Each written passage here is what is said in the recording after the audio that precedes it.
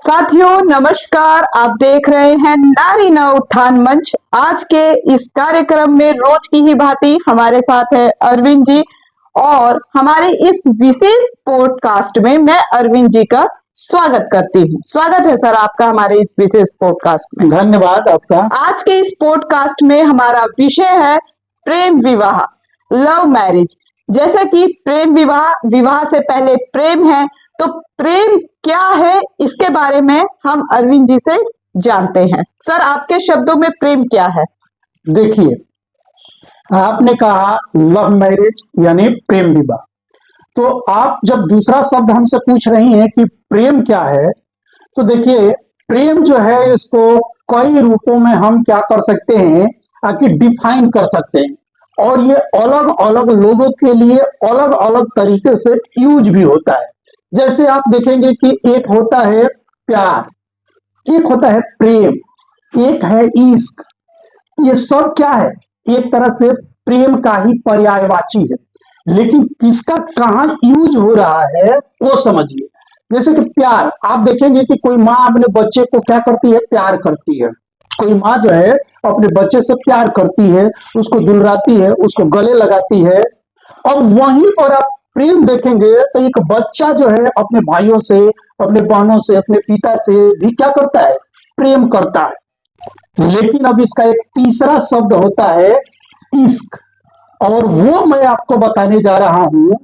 वो बताने से पहले मैं आपको कुछ चीजें जो है कुछ लाइनों में बोल करके सुनाना चाहता हूं कि हमन है इश्क मस्ताना, हमन को बेकरारी क्या, रहे आजाद या जग में, हमें दुनिया से यारी क्या। वाह वाह सर, क्या तो लाइन यहाँ तक ये जा रहा है कि हमन है इश्क मस्ताना।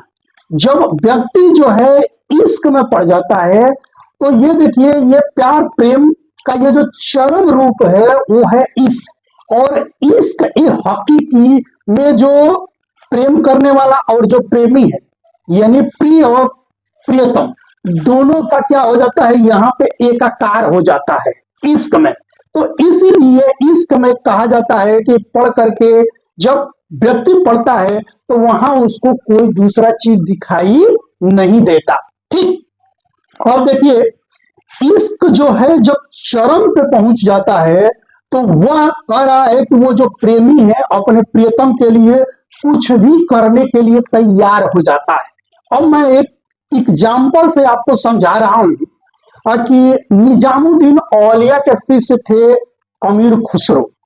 निजामुद्दीन औलिया से जो है अमीर खुसरो अतिशय प्यार करते थे। उनके साथ इनका ये लगाव इस तरह का था कि वो अपने को निजामुद्दीन औलिया से दूर ही नहीं कर पा सकते थे जी। लेकिन जब निजामुद्दीन औलिया का निधन हुआ तो देखिए वो प्यार, वो इश्क कैसा था कि जब निजामुद्दीन औलिया का निधन होता है तो उसके एक ही दिन बाद जो है अमीर खुसरो का भी निधन हो जाता है। और अमीर खुसरो यहाँ पे कहते हैं कि गोरी सोवे सेज पे, मुख पे डाले केस, चल खुसरो घर आपने, रैन भया यह देश। समझ रही है? शायरी अंदाज में सर ने इतनी अच्छी लाइन बोली है, आप लोगों को अच्छी लग रही होगी तो कमेंट करके जरूर बताइएगा। सर आप आगे बताइए। तो हमने कहा कि ये इस रूप में जाता है कि यहाँ पर आप देख रही हैं कि वो प्रेम अपने चरम पर है, तो अपने गुरु के मरने के बाद जो है वह शिष्य जो है अपने को रोक नहीं पाता। बिल्कुल वही हाल होता है एक जो है प्रेमी में और एक प्रेमिका में। अब एक प्रसंग में आप लोगों को और बता दूं कि जब कृष्ण जी जो थे मथुरा छोड़ करके चले गए थे द्वारिका, और जब मथुरा छोड़ करके द्वारिका चले गए कई दिन रुक गए, और उनका लंबा रुकने का जब टाइम हो गया तो जो मथुरा की गोपियां थी वो परेशान होने लगी। और जब परेशान होने लगी तो कृष्ण जी जो है अपने साथी उद्धव को भेजते हैं। कहाँ पे? उद्धव को भेजते हैं मथुरा में, और ये कहते हैं क्या कि जा करके उन लोगों को बताओ कि अभी हमारे आने में देर होगा, और ऐसी स्थिति में वो लोग हमारे निराकार रूप की पूजा करें। लेकिन आप ये बताइए, जिसके साथ वो रात दिन बिता रही हैं, जिसके साथ वो एक रह करके हंसी ठिठोली कर रही हैं, और वो व्यक्ति ऐसे कह रहा है तो क्या वो बात वो उनको हजम होगा? बिल्कुल नहीं। बिल्कुल हजम नहीं होगा। और ये बात जब उद्धव लेकर के आते हैं, गोपियों से कहते हैं, तो गोपियां उनको ही लताड़ना शुरू कर देती हैं और कहती हैं कि उद्धव जो सूधो कहो वह मारत, ज्ञान की तेरी जहां गुदरी है। कह रही है कि जो ज्ञान लेकर के आए हो और जिस व्यक्ति ने तुमको ज्ञान दिया है, यहाँ तक कि वो भला बुरा भी बोलती है। वो कहती है कि तुम काले वो काले, मतलब यहाँ तक कि लोगों को गुस्सा है कि ये काला तुम यहाँ से हट जाओ, क्योंकि उस काले से तुमने ये ज्ञान लेकर के आया है, तो अपने ज्ञान को उसी को जा करके क्या करना, बताना। हम लोगों को ये पाले नहीं पड़ रहा है। ठीक, तो ये होता है इश्क। यानी यहाँ जब ये चरम रूप पहुंच जाता है तो व्यक्ति किसी चीज को देखता नहीं, उसको कुछ समझ में नहीं आता और उसको पाने के लिए वो हर संभव जो है प्रयास करता है। ठीक, अब यहाँ पे एक चीज और समझिए। अब आपने कहा कि आपने एक दूसरा शब्द जोड़ा, लव मैरिज। हमने आपको प्यार के बारे में बताया, प्रेम के बारे में उससे बताया। पहले सर मैं एक पॉइंट आपसे क्लियर करना चाहूंगी। अभी आपने प्रेम, इश्क और कई शब्दों का प्रयोग करते हुए एक अलग अलग दायरा, जहां पे चाहे माता पिता का हो, चाहे आपका देश से हो, या प्राकृतिक प्रेमी हो, या फिर किसी व्यक्ति के प्रति आपस में एक दूसरे से प्रेम हो, तो हर एक चीज को आपने कृष्ण युग से भी, कृष्ण के समय से भी बताया। हर अमीर खुसरो का भी नाम लेते हुए आपने बताया कि प्रेम क्या है, इश्क क्या है। तो यहाँ पे मैं प्रेम को एक बार फिर से आपसे पूछना चाहूंगी कि क्या प्रेम जब होता है तो क्या वो आपको एकदम मुक्त छोड़ता है, या फिर वो आपको बांधने की कोशिश करता है? देखिए, हमने कहा कि जब प्यार या प्रेम, तो अलग अलग चीजों की हमने अलग अलग तरीके से आपको व्याख्या करके बताया। और जब किसी से आपका लगाव होगा, प्यार होगा, तो उसके प्रति आपका आकर्षण होगा, आकर्षण बढ़ेगा।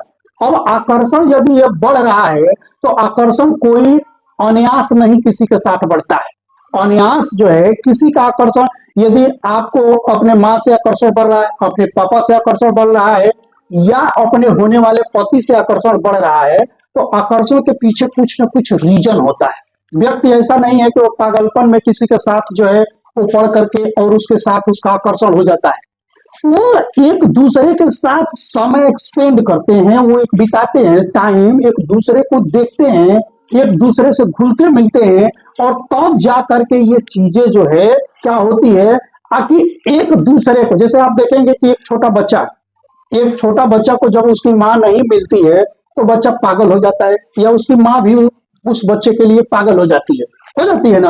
और उसी तरह से आप ये देखेंगे कि चाहे मान लीजिए कि कोई आपकी बहन है, कोई आपका भाई है, वो उसका आपसे लगाव है, और वो कुछ समय के लिए आप नहीं मिलती हैं तो बौखला जाता है। ठीक, और तीसरा चीज हमने कहा कि जो इश्क की बात कहा, तो इश्क में एक प्रेमी एक प्रेमिका के लिए इस कदर जो है उसका लगाव हो जाता है कि वह उसको न मिले तो उसके लिए वो हर चीज न्यौछावर करने के लिए क्या हो जाता है, तैयार हो जाता है।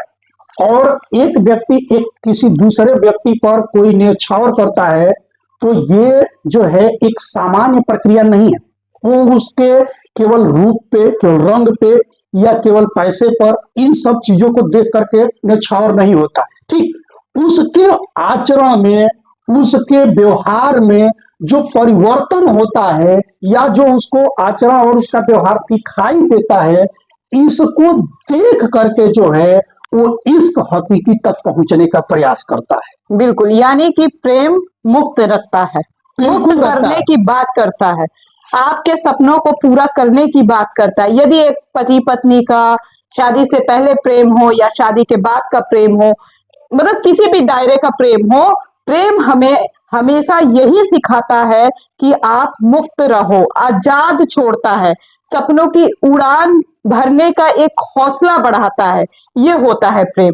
तो आज के समय में सर लव मैरिजेस पे हमारे जो युवा हैं वो बढ़ रहे हैं, उस रुख की ओर बढ़ रहे हैं, और वहीं पे कहीं ना कहीं हमें ये देखने को मिलता है कि शादी से पहले प्रेम हो जाता है, लेकिन फिर बाद में माता पिता के वजह से वो शादी डिस्ट्रैक्ट कर देते हैं। आपस में जो वाद विचार हुए होते हैं, समय बिताया होता है, एक दूसरे की भावनाओं में को समझते हुए चीजों को आगे बढ़ाया होता है, वो एक समय जब शादी की बात आती है तो या तो लड़की मुकर जाती है या लड़का मुकर जाता है।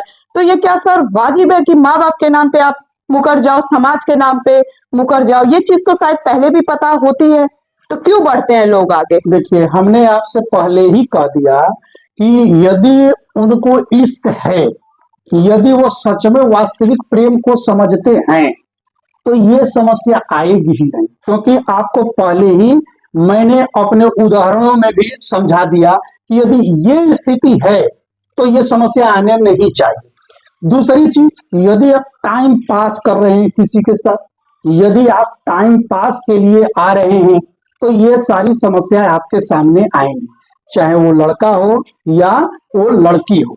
यदि तो वो प्रेम जो है, उस प्रेम को हम एक तरह से कहेंगे कि वो शारीरिक प्रेम है, बिल्कुल सर, दिखावटी प्रेम है, बिल्कुल सर, ठीक है, जिसका कोई अर्थ नहीं नहीं है। होता। तो यदि वो शारीरिक प्रेम कर रहे हैं, दिखावटी प्रेम कर रहे हैं, तो इसमें जो है ये चीजें दिखाई देगी। दूसरी चीज की वो वही नहीं दिखाई देगी, वो आगे भी दिखाई देगी, ठीक। लेकिन वो वास्तविक प्रेम कर रहा है व्यक्ति, तो उसके सामने ये सब समस्याएं आएंगी ही नहीं। प्रेम में आपस में एक दूसरे के प्रति सम्मान, प्यार, त्याग की भावना प्रबल हो जाती है। जब एक दूसरे के प्रति ये तीनों चारों चीजें आपके मन में है, तो ये सच्चे प्रेम की निशानी होती है। और यदि आकर्षण वाला प्रेम है, तो वो एक समय, एक कुछ क्षण भर, 5 मिनट 10 मिनट के समय के लिए वो प्रेम चरम पे दिखेगा, लेकिन अन्य समय पे, कुछ और समय पे, जहां पे चाहे लड़की को लड़के की आवश्यकता होगी या लड़के को लड़की की आवश्यकता होगी, जहां पे वाद विचार होगा, हम अंडरस्टैंडिंग अपनी किसी बात को करने की कोशिश करेंगे, सोच मिलाने की कोशिश करेंगे, वो वहां पे निरर्थक दिखाई देगा। मतलब लड़की अलग दिशा में जाएगी, लड़का अलग दिशा में।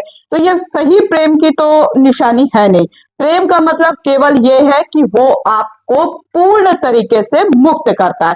तो सर, प्रेम में जो जोड़े पड़ जाते हैं, मान लीजिए कोशिश करते हैं, माता पिता को बनाने की कोशिश करते हैं या बताने की कोशिश करते हैं, क्योंकि देखिए कभी कभी होता है कि माता पिता को नहीं भी बताने की स्थिति उत्पन्न हो जाती है, क्योंकि लड़की लड़का जान रहे होते हैं कि हमारे माता पिता नहीं मानेंगे। ये समाज इतना कुरूती और कुंठित अवस्थाओं से जकड़ा हुआ है कि इसको अगर हम समझाने और मनाने में लगाएंगे तो बहुत समय निरर्थक हो जाता है। क्योंकि देखिए, जो प्रेम सही दिशा में करता है ना, वो केवल शादी शादी ही नहीं, अपितु उसके साथ कई सारे लक्ष्य होते हैं जिनकी पूर्ति करना जरूरी होता है। तो समय हर चीज में लगता है, तो शादी को लेकर नहीं बैठा जा सकता है। कहने का अर्थ यहाँ ये है कि सर, क्या सामाजिक कुरीतियों को हम देख के प्रेम करना शुरू करें, या फिर माता पिता को मनाने की कोशिश करें, या कभी कभी माता पिता नहीं भी मानते हैं तो हम अपने कदम बढ़ाते हैं और विवाह कर लेते हैं। तो ये क्या सर, बाद में जो लड़की लड़के को पछतावा होता है कि हम बता दिए होते या ये कर दिए होते, तो क्या माता पिता की कुल मिला के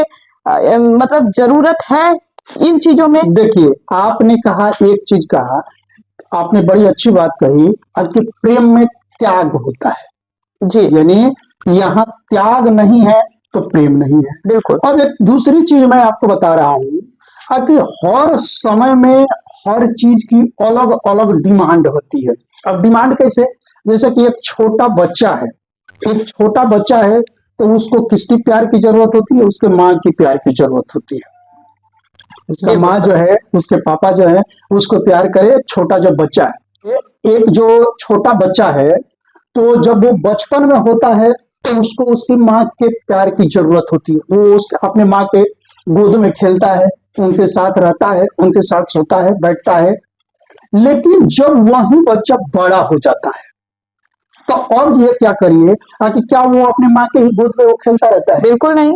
हर एक अवस्था की अपनी अलग अलग परिस्थिति होती है। अलग अलग अवस्था है। तो जब एक चीज है कि अब इसको आपको मैं दूसरे उदाहरण से समझाऊं कि जब एक छोटी लड़की होती है तो उसको अपने माँ और पापा का सहारा होता है। बिल्कुल। माँ और पापा हर बच्चे के लिए। लेकिन यदि वही प्यार जब वो जवान हो जाती है, चाहे वो लड़का है या लड़की है, तो उसको अपने पार्टनर के साथ, अपने पति के साथ वो प्यार की चाहत होती है और उसको वो पाना चाहती है। लेकिन वही चीज जब वो व्यक्ति अपने ओल्ड एज में आ जाता है, बुढ़ापे में आ जाता है, तो उसको अपने बच्चे के साथ प्यार हो जाता है, ठीक है ना। मतलब वो जो है क्या करता है कि अपने बच्चे के साथ जो है प्यार करने लगती है, उसके साथ रहना पसंद करती है। तो हर स्टेज का जो है क्या है कि एक अलग अलग जो है तरीका, परिस्थितियां है, तरीका है।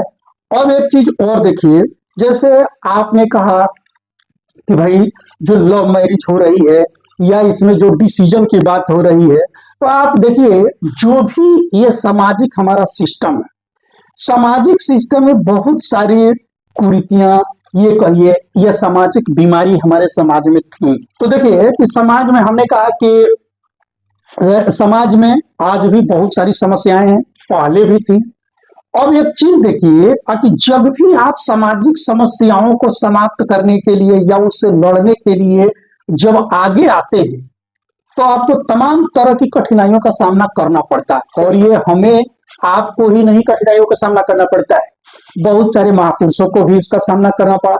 कुछ लोग उससे बिखर गए और कुछ लोग उससे आगे बढ़ गए। बिल्कुल। अब एक चीज देखिए कि हमने एक दिन आपके साथ पॉडकास्ट किया था, उसमें सती प्रथा के बारे में बात किया था। बिल्कुल बिल्कुल। तो सती प्रथा के बारे में या सती को समाप्त करने के लिए उठ करके राजा राम मोहन तब आए जब उनके भाभी के साथ घटना घटित हो गई। दूसरी चीज, ईश्वर चंद्र विद्यासागर, केशव चंद्र सेन भी एक जो है समाज सुधारक थे, और इन्होंने इस सामाजिक बीमारी के लिए बीड़ा उठाया कि छोटी उम्र में जो लड़के लड़कियों की शादी होती थी उसको हम समाप्त करेंगे। लेकिन जब अपने ऊपर खुद आया तो वो यहाँ पे वो फंस गए। यानी वो जो है अपनी छोटी बच्ची को एक ओल्ड एज के मैन से, यानी व्यक्ति से वो क्या कर देते हैं, शादी कर देते हैं। ठीक, दूसरों के लिए तो नजीर साबित हुए, दूसरों के लिए बहुत सारे कार्य किए, लेकिन जब खुद पर आया तो वो क्या हो गए, इससे मुकर गए। तो कहने का मेरा मकसद ये था कि गांधी जी भी यही बात कहे कि गांधी जी के पास जो है एक महिला गई और कही कि देखिए मेरा बेटा जो है गुड़ खा रहा है, इसको गुड़ खाना छुड़ा दीजिए। तो वो कहे कि आप कल आइएगा। अब कल आइएगा, कल आने के पीछे जब कल आई तो वो बताए, कहे कि देखिए हम कल आपको इसलिए नहीं बताए कि कल हम खुद ही गुड़ खाए थे। यदि हम खुद ही गुड़ खाए हैं तो हम आपको कैसे मना कर दे कि आप गुड़ न खाइए। तो देखिए हम लोग, जैसे कि आपने कहा कि आपका शुरू से ये माइंड सेट था कि भाई ये जो समाज में, जैसे कि मान लीजिए कि ये दहेज सिस्टम है, दहेज सिस्टम को हम लोग बुरा मानते हैं। जाहिर सी बात है कि एक सामाजिक बीमारी है, जो लेता है वो देता है, वो उसको समझे या नहीं समझ रहा है, इसको समाप्त करे न करे वो उसका हेडक है। लेकिन ये समाज में समाप्त होना चाहिए, इसको एक बुराई के रूप में देखा जाना चाहिए और इसको हम लोग मानते हैं। बिल्कुल। दूसरी चीज आपकी, जैसे कि मान लीजिए कि इंटरकास्ट ऑफ मैरिज की बात की, ठीक, कि जैसे कि चाहे वो प्रेम विवाह की बात की, आप सॉरी प्रेम विवाह की बात की, तो प्रेम तो आपको किसी से हो सकता है ना, वो मनुष्य कोई भी हो सकता है। अब प्रेम में तो वो ये नहीं देखेगा कि भाई ये कौन सा व्यक्ति है, किस धर्म का है, किस जाति का है, वो तो उसको दिखाई देगा नहीं, क्योंकि उससे यदि धर्म जाति देख करके वो प्रेम करेगा तो वो प्रेम तो करेगा ही नहीं और उसका कोई मतलब भी नहीं है। और यदि वो प्रेम किया है तो प्रेम किया है, तो यदि बनावटी प्रेम का कोई स्थान है नहीं, ठीक, बनावटी कर रहा है तो मैंने पहले ही कहा कि वो टाइम पास कर रहा है। यदि वो प्रेम किया है तो उसको अपने मूल विषय पर खरा उतरना होगा, ठीक है, चाहे वो लड़का हो या वो लड़की हो। नहीं तो वही केशव चंद्र वाली हाल होगी कि खुद दूसरे को तो उपदेश देते रहे, लेकिन जब अपने ऊपर पड़ा तो आप क्या हुए कि भाग खड़े हुए। ठीक, बिल्कुल सर। तो ऐसे स्थिति में जैसे कि मॉडर्न एरा में ये अब सामान्य प्रक्रिया हो गई है। अब लड़के लड़कियां जो है अपने मन पसंद की शादियां कर रहे हैं। और एक चीज और समझिए, जैसे मान लीजिए कि आप किसी को आप शादी कर रहे हैं किसी से, तो सपोज दैट कि आप जो है किसी को बिल्कुल जानते नहीं और उसके यहाँ ले जाकर के हमको रख दिया गया, एक तरह से कहिए कि बांध दिया गया। ये लड़की लड़का दोनों पे, ये नहीं कि केवल लड़की के लिए डिपेंड नहीं करता, ये लड़के पे भी है और लड़की पर भी है।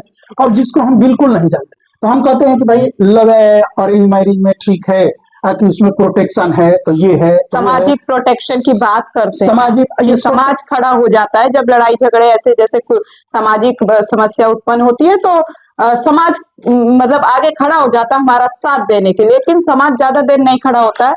सर आप और ये देखिए कि हमने कहा कि जब ऐसी चीजें आती हैं तो ऐसी चीजों में अब आपको दो तरीके की चीज कि आप ये कहते हैं कि भैया हमको सामाजिक प्रोटेक्शन, दूसरा चीज कि ये जिस लड़की को आप या जिस लड़के को आप जानते नहीं और जब वहां पे शादी होती है तो वो क्या गारंटी है, जैसे कई बार वो कहते हैं कि लव मैरिज शादियों में जो है भाई तलाक की नौबत आ जाती है या वो शादियां टूट जाती है, ये भी प्रश्न उठता है। तो आप ये बताइए कि जिस रास्ते को हम जानते हैं, मतलब जिस रास्ते पर हम चलना पहले से जानते हैं, उस रास्ते पर हमको चलना आसान है कि जिस रास्ते पर हम बिल्कुल चले ही नहीं है। कहने का मेरा सेंस है क्या वो रास्ता मेरे लिए आसान है? तो जिसको हम बिल्कुल नहीं जानते, जिसको हम जानते ही नहीं, एकाएक हमको ला करके उसको रख दिया गया, तो क्या उसके साथ कोई गारंटी है? नहीं। और दूसरी चीज है कि जिसको हम जान रहे हैं कि हाँ ये बंदा कैसा है, ये किस तरह का बिहेवियर है, इसका क्या है, उसको हम अच्छे तरीके से जानते हैं और तब उसके साथ रहते हैं, तो ये कैसे कह दे कि नहीं ये चीजें गलत है? ठीक, तो ये कई लोगों के कहने का नजरिया होता है, मेरा नजरिया ये नहीं है कि नहीं ये चीजें परिस्थितियां दोनों में आ सकती है। हो सकता है कि ये परिस्थिति लव मैरिज में भी आ जाए, ये परिस्थिति आपके अरेंज मैरिज में भी आ जाए, ये कोई ऐसा नहीं है, क्योंकि हम जो है कोई यूनिवर्सल ट्रूथ प्राणी तो है नहीं, मनुष्य है और मनुष्य में समय के साथ क्या क्या परिवर्तन आएंगे, क्या क्या चेंज आएंगे, वो तो हर क्षण बदल सकता है, हर क्षण उसमें परिवर्तन आएगा। ठीक, तो ये चीजें जो है आप फिक्स नहीं कर सकते या किसी को जनरलाइज नहीं कर सकते कि नहीं ये चीज गलत है और ये चीज सही है। हमारे इस पॉडकास्ट से हम ये नहीं बताना चाहते कि आप प्रेम विवाह ही करो। हाँ, अगर आपके जीवन में है ऐसा कोई व्यक्ति जो आपके लक्ष्यों के प्रति और आपके विचारों को समझता है, आपको समझता है, तो ऐसे व्यक्ति के लिए अगर हमें 10 रिश्ते खोने पड़े तो खो देने में कोई हर्ज नहीं है। फिर आती है सामाजिक, बहुत हम निम्न स्तर पे आके जिनको हर एक बात समझ में आ जाए, जिनके जीवन में अगर कोई है, यदि नहीं है तो कोई बात नहीं। तो अगर आप ये सोचते हो कि नहीं हमारे पॉडकास्ट का मतलब ये है कि आप लव मैरिज ही करें, अगर आपके जीवन में कोई नहीं है तो माता पिता की भी पसंद, हम ये नहीं कह रहे कि माता पिता की पसंद निरर्थक है, नहीं, कभी कभी माता पिता के पसंद से भी बहुत बेहतर व्यक्ति मिल जाते हैं जो लड़की के लिए, लड़की के भविष्य के लिए भी बेहतर होते हैं और लड़के के लिए भी बेहतर होते हैं। लेकिन आज के युवा, जैसे कि आप कई वीडियोस देखो जो लव मैरिज कर रहे हैं, वो क्या कमेंट करते हुए भी दिखते हैं, अरे माँ बाप के पसंद से करते तो बेहतर होता। तो जैसे अब इस चीज को मैं जोड़ रही हूँ, वो इसलिए कहते हैं कि पहले के जमाने की देखिए औरतें कितनी संस्कारी थी, मतलब हर एक घर का काम कर लेती थी, सारी चीजों को समझती थी। पहले तो डाइवोर्स नहीं होते थे, तो भाई पहले डाइवोर्स इसलिए भी नहीं होते थे, मैं खुद एक औरत होकर इस बात को कहूंगी और थोड़ा सा 2-4 शब्दों में सर भी समझाएंगे कि पहले ना इतनी जानकारी थी। ऐसा नहीं है कि पहले महिलाएं शिक्षित नहीं थी, कितनी शिक्षित थी वो रेशियो आप लोग खुद चाहे इंटरनेट के माध्यम से चाहे अपनी किताबों के माध्यम से देख सकते हैं। पहले ये होता था ना उतनी कानूनी जानकारी, ना ये अब सोशल मीडिया का समय हो गया, किसी भी प्रकार की जानकारी नहीं थी और लड़की को आर्थिक रूप से केवल और केवल एक पुरुष पे टिका दिया जाता था, क्योंकि वो अपने पिता को, अपने समाज में बड़े बूढ़े वृद्ध को देखती थी कि नहीं घर का ही काम केवल करना महिला का ही काम है, पुरुष जाके बाहर से अर्थ पूंजी लेके आएगा। आप लोग ये चीज भी देखते रहे होंगे सर कि पुरुष फिर चाहे वो कुछ भी करे वो जायज है, चाहे आप अभी भी देखते होंगे, अभी भी इस समय की भी मैं बात कर रही हूँ, ग्रामीण क्षेत्रों में चले जाओ, शहरी क्षेत्रों में भी चले जाओ, वेल मेंटेन व्यक्तियों को देखिए, वो किसी भी धर्म और किसी भी जात के महिलाओं को गाली देते नजर आते हैं। कहीं महिलाएं भी खराब है, ये नहीं कहूंगी कि पुरुष ही खराब है, महिलाओं को गाली देते नजर आते हैं सर, लव मैरिज करने के बाद भी, अरेंज मैरिज करने के भी बाद, तो ये सारी चीजें उत्पन्न होती है विवाह को लेकर। अरे अरेंज मैरिज आप किए होते तो ऐसा नहीं होता। तो ये जो कॉम्प्रोमाइज वाला सर सिस्टम है वो आज के समय में हट गया है, तो इसीलिए लोग प्रेम विवाह भी कर रहे हैं आगे। और अगर उस चीज में चाहे अरेंज मैरिज हो या लव मैरिज हो तो वो अपने अपने रास्ते फिर अलग चुन लेते। कोशिश ये होनी चाहिए कि रिश्ते खराब ना हो। देखो, मैं अपने इस पॉडकास्ट के माध्यम से यही कहूंगी कि रिश्ते खराब ना हो, ये कोशिश करिए। अगर आपने रिश्ता जोड़ने की ताकत रखी है, चाहे वो अरेंज मैरिज वाले हो या प्रेम विवाह वाले हो, तो उसको निभाने की भी ताकत रखिए। चाहे हम हो, कोई भी व्यक्ति हो, सर हो, अपने जीवन में उस चीजों को समझे। समस्या ही जीवन का नाम है। जो ये अरेंज मैरिज और लव मैरिज का ये जो बीच बीच में आज के युवा पीढ़ी भी कहने लगते हैं कि कोई सपोर्ट नहीं करेगा आपका, समाज से कट जाते हो, तो सर समाज कब तक साथ देता है विवाह जैसे संबंधों में अगर कुछ चीज गड़बड़ होती है तो? देखिए, एक चीज जो आपने कहा कि ये समस्याएं उत्पन्न होती थी कि पहले जो है जो शादियां होती थी या महिलाएं उतनी डिवोर्स नहीं होता था, हैं? ये सब चीजें आपने बताया। देखिए, इसका सबसे सिंपल और साधारण उत्तर मैं आपको दे रहा हूं कि इकोनॉमी में यानी अर्थ में जब तक महिलाओं की पार्टिसिपेशन नहीं होगा तब तक जो है उनको पुरुष समाज दोयम दर्जे की प्राणी के रूप में समझेगा। बिल्कुल ठीक, क्योंकि जब तक आप अर्थ में भूमिका नहीं निभा रहे हैं तो आप डिसीजन में भूमिका नहीं निभाएंगे, और जब आप डिसीजन में भूमिका नहीं निभाएंगे तो जो सामने वाला कहेगा वो चीज आप सुन करके बैठ जाएंगे। तो सर यहीं पे मैं बीच में ये पॉइंट रखना चाहूंगी कि कहा जाता है कि घर का ही कार्य बहुत ज्यादा होता है। मैं भी एक गृहिणी हूँ, मेरा भी विवाह हो गया है, तो मैं भी देखती हूँ कि हाँ, देखिए, पूंजी और घर का कार्य कितना अंतर है या एक साथ लेके चलना है। जहाँ पूंजी होती है तो सर हम 2-4 नौकर भी रख देंगे, चाहे खाना। अब बड़े बूढ़े जो घर में होते हैं वो कहते हैं नहीं, हम खाना खाएंगे तो आपके हाथ का खाएंगे। बहू का नहीं चल पाता या लड़का सपोर्ट नहीं करता, वहीं पे क्लैश होने की संभावना प्रबल हो जाती है।